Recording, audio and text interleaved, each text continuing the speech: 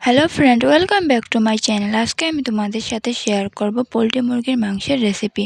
তো প্রথমে আমি মাংসগুলোকে ধুয়ে নিলাম, তার মধ্যে আলুটা দিয়ে দিলাম।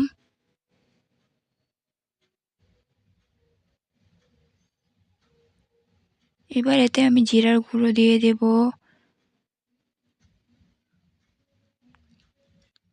লঙ্কার গুঁড়ো, হলুদ গুঁড়ো, নুন,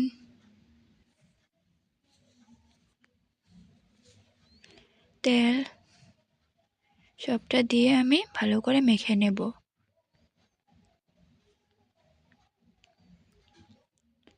এবার আমি কড়াইটা গরম করে তেলটা দিয়ে দেব,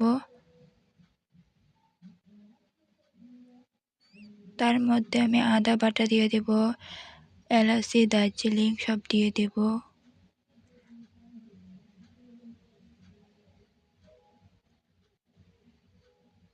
এলাচি, দারচিনিগুলো অল্প বেটে দিলাম, তার মধ্যে পেঁয়াজকে পলি করে কেটে রাখা পেঁয়াজ আর রসুন ছেঁচা দিয়ে দিলাম। এগুলোকে আমি ভেজে নেব লাল করে।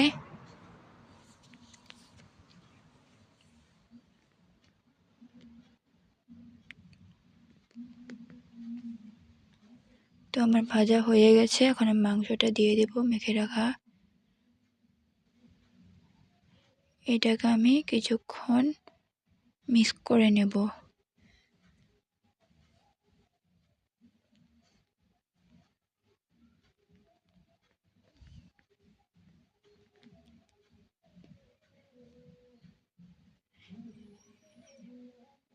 এখানে অল্প জল দিয়ে দেব কষানোর জন্যে।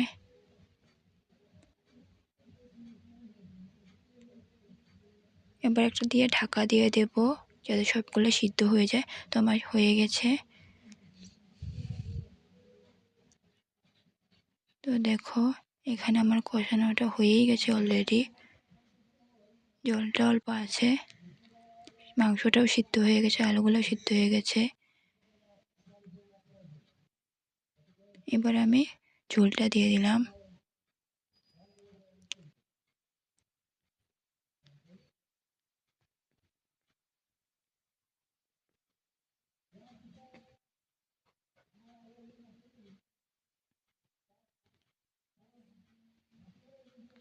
এবার এটা কিছুক্ষণ জাল করব।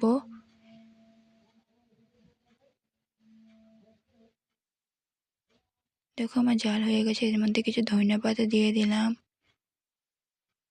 তো অলরেডি আমার সবজিটা হয়েই গেছে, ধনিয়া পাতা দিয়ে অল্প জাল করলাম। তো আমার ভিডিওটা ভালো লাগলে অবশ্যই আমার পাশে থেকো।